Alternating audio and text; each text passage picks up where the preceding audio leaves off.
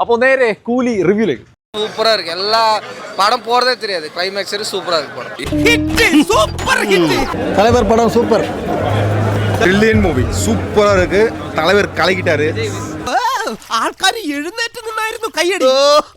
പിന്നെ தலைவர் സമ പടം സൂപ്പർ ഹിറ്റ്. ഷാജി അങ്ങനല്ലല്ലോ പറഞ്ഞത്. ഷാജി എന്ത് പറഞ്ഞു?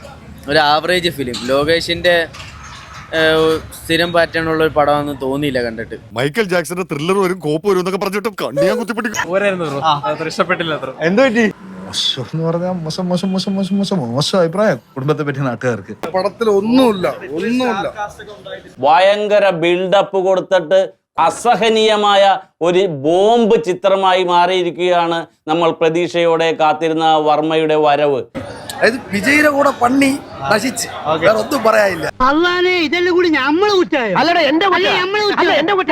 ജയിലറിന് താഴെയും വരും, പക്ഷെ വേട്ടയിന് ജസ്റ്റ് മുകളിലും വരും, അത്രേ ഉള്ളൂ. I'm so excited to see people are going to get surprised when they actually see what the film is all about. ജ്യോതിയും വന്നില്ല, തീയും വന്നില്ല, ഒരു മണ്ണാങ്കട്ടിയും വന്നില്ല. എത്ര കഷ്ടപ്പെട്ടാണ് ഞാൻ തിരിച്ചു വന്നെന്ന് അറിയാമോ? ஷோபின் ஆக்ட் பண்ண ஒரு 2-3 சீன் காமிச்சாங்க.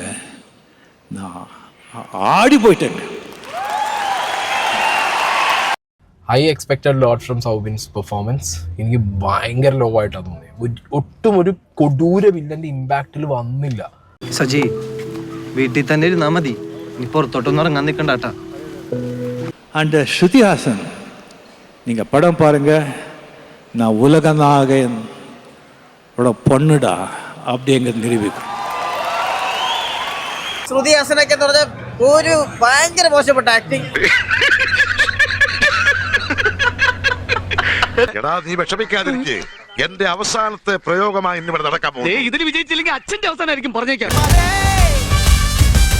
പേര് കേട്ട അമീർ ഖാൻ സാറിനെ കൊണ്ടുവന്നിട്ട് നേഴ്സറി പഠിക്കുന്ന അമ്പമടിയിൽ LKG പിള്ളേരെ പോലെ ആക്കിയിട്ട് ഒരു ബീഡി കത്തിച്ച് കൊടുക്കണം. അങ്ങനെ വരാൻ വഴിയില്ലല്ലോ. പക്ഷെ അങ്ങനെ വന്നല്ലോ.